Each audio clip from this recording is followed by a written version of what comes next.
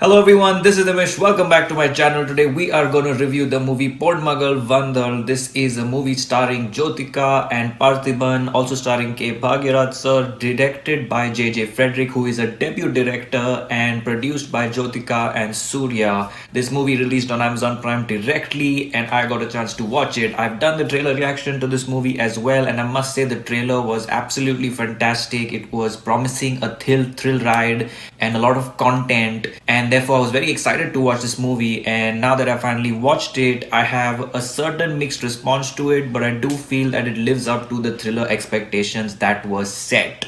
So let's get into the review of this movie. For a debut director like J.J. Frederick, I think this is a very accomplished effort. I wouldn't imagine that this movie has been made by a debut director because of the way it's executed, the sort of story it chooses to tell, the content it provides, the level of entertainment it provides, and the performances that are in the movie. All of these will become the responsibility of the director, and for a debut director, I think this is definitely way above average. However, at the same time, there are glitches in the movie in terms of the technical aspects of the movie that we will get to, which makes it evident that this is a debut director's movie. So let's highlight some of the good things about this movie. Let's begin with the performances. I think Jyotika and Parthiban have given great performances in the movie. They've understood their characters and played the graph very well. I think Jyotika is a one-man show, a one-woman show in this movie. She carries it on her own shoulders and sort of has this, a graph and a variety of emotions to play, and she does it really, really well. There was no sense of overacting or underacting in the movie, and I think that is very important and crucial for this movie, especially with the content that it has. The entertainment value is there. There is a thrill ride, there is some sort of unpredictability depending on where you're coming from. There's a sense of good content that is in a way lesser seen, dark themes with good star cast and leading commercial stars at the forefront, produced by Surya and them. You wouldn't expect this kind of topic to be tackled, so it's very glad that this is the kind of topic that the movie chose to sort of deliver on a very large scale Amazon Prime release with commercial sort of stars leading them. So that is very admirable as well. The overall entertainment and engaging value of the movie is definitely more than 90%. You don't seem to be disengaged, bored, or anything of that sort. It keeps you sort of going with what's going to happen next, and it continues to deliver till the last moment. The twists and turns keep coming in the plot, and that is extremely interesting to watch.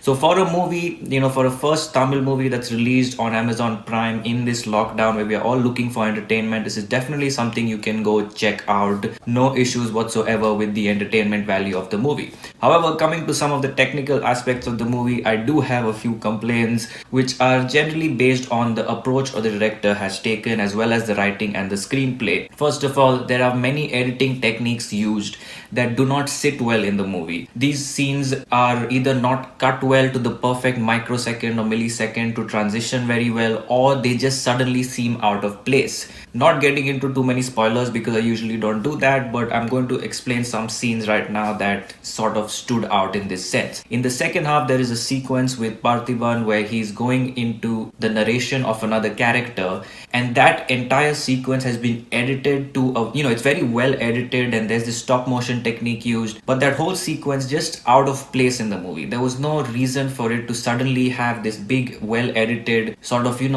very cool editing technique used in this movie, just sitting in the second half for no good reason. It was a little out of place.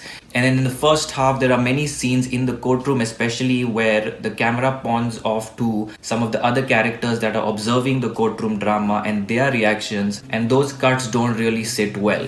So editing was a major issue in this movie. In terms of the screenplay that sits with the editing, I think the screenplay could have been sort of rearranged, because in terms of the story and the character development, the screenplay does not sit well. I personally did not feel very invested in the characters, their backstories, and the emotions that were laid out and released to the audience, because their backstory and their development was much later than those observations and those revelations. If the actual backstory was sort of fixed correctly in the screenplay, then the revelations and the plot twist would have made a bigger impact, both emotionally as well as with the surprise element, and it would have been a little more engaging and emotional to watch.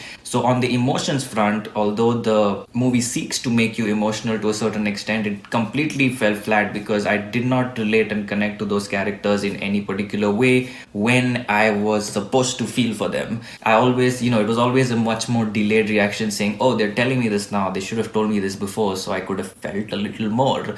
Then I feel like there are many characters and approach to scenes that are extremely cliched, and some of the scene techniques of showing a character being surprised, showing a character in dilemma, showing the reactions of people in the court to sort of entice and engage the audience to also feel the same, sort of spoon feeding the audience with, like, a reaction where someone feels very sad. Instead of just letting the audience feel sad, they're focusing on 10 faces in the courtroom that are crying. Okay, this is the scene where you cry. And then, when, let's say, Jyotika or Parthiban says something witty or funny or, very intelligent, you'll see faces in the courtroom that go like, yeah, or like, very good, good you said that. Like, those kind of things are extremely old tactics in the book that you should just let the audience feel instead of depicting it on screen.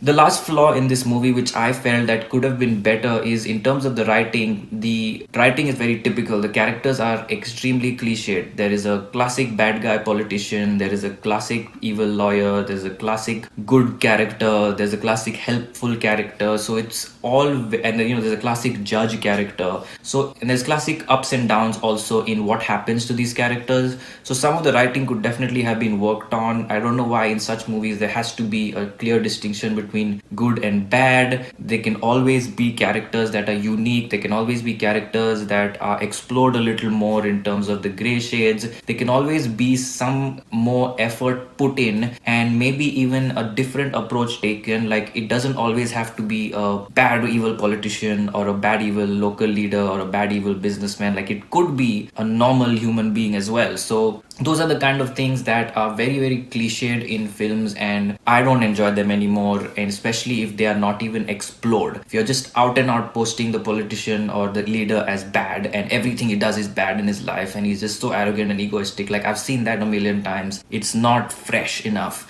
So coming from a debut director, you would have expected some of these things to be more fresh. You would have expected some of the storytelling and narration techniques, editing techniques to be more fresh. And I think those departments sort of pulls the movie down, as could have been much better. Screenplay, editing, technicals could have been better. Performances, however, are on point, and the content is definitely on point. Therefore, this is a mixed bag of emotions for me. I probably expected much more. I probably expected a seamless thriller based on the 5-star trailer.